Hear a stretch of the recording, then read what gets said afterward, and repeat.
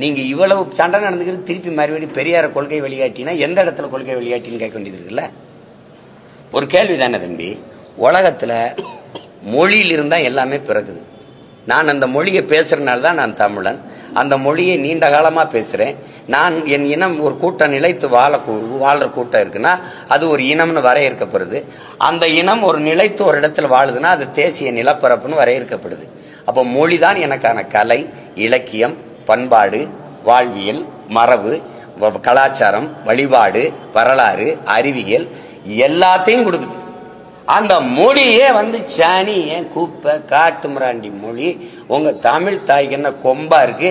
உங்க தமிழ் தாய் 3000 ஆண்டுகளா உங்களை என்ன படிக்க வச்சாலான்னு கேட்டா, அப்ப திருக்குறள், இந்த இந்த சிலப்பதிகாரம், மணிமேகலை, ஐங்குறுநூறு, 1810, பரிபாடல், இந்த சங்க இலக்கியங்கள்லாம் எழுதி கொடுத்தவனெல்லாம் எங்க தமிழ் தாய் படிக்க வைக்கலையா? தமிழை சனியன்னு சொன்ன பெரியார் எந்த மொழியில் எழுதினாரு? சனியன்ல தானே எழுதினீங்க.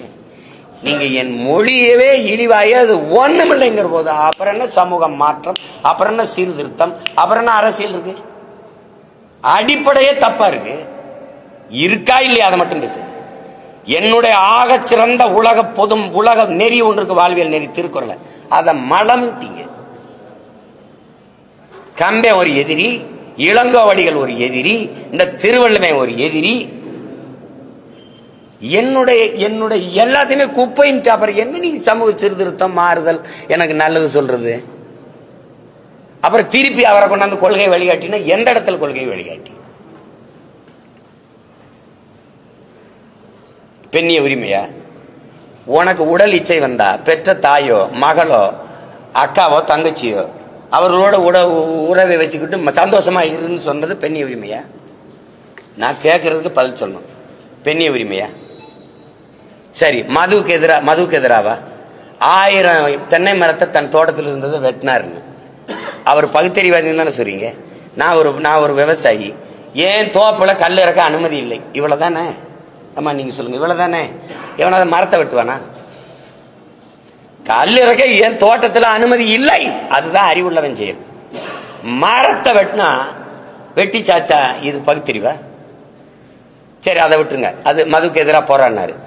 உலகத்துல எந்த நாட்டில் மது இல்ல? எல்லாரும் மது குடிக்கிறான். மது குடிக்க வேணாம்ங்கிறது கட்டிய மனைவியோட படுக்க வேணாம்ங்கிறதுக்கு சமம்னு சொல்லியிருக்காரா இல்லையா? இப்ப இந்த இடத்துல ஏற்கிறீங்களா? நான் கேட்கறதுக்கு ஒன்னொன்னா பதில் சொல்லிட்டு வரணும். சமூக நீதிக்கும் பெரியாருக்கும் சம்பந்தம் இருக்கா?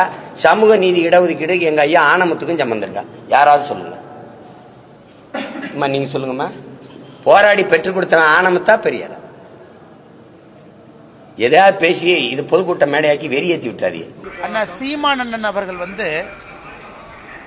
அந்த சென்னை புத்தக ஃபேர் அங்க போயிட்டு ஒரு புத்தக வெளியீட்டு விழாவில் சில கருத்துக்களை வச்சு பேசியிருக்காங்க.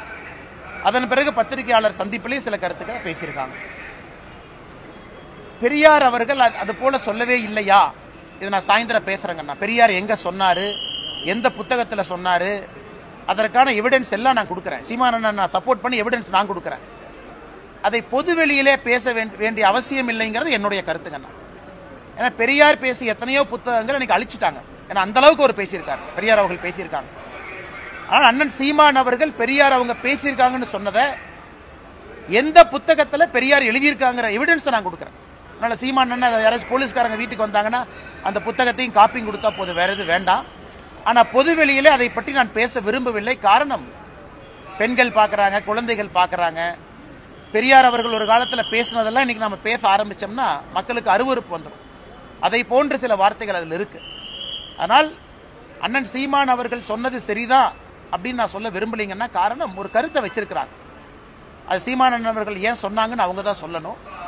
அதனால் என்னை பொறுத்தவரை பெரியார் அவர்கள் பேசி இருக்கிறாங்களா நீங்க கேட்டீங்கன்னா அது போன்று பேசி இருக்கின்றார், அதற்கான ஆதாரத்தை நான் தர தயார் என்பதை பத்திரிகையாளர் சந்திப்பில் நான் சொல்றேன். பட் நான் அந்த கருத்தை பொதுவெளியில பேச விரும்பல. காலம் கடந்து விட்டது, அரசியல் மாறிவிட்டது, மக்கள் அரசியலை புதிய பார்வையில பாக்குறாங்க. பெரியார் அவர்கள் இதற்கு முன்பு பேசியதெல்லாம் பொதுவெளியில் எடுத்து பேச ஆரம்பிச்சோம்னா ரொம்ப தவறா போயிருக்கு.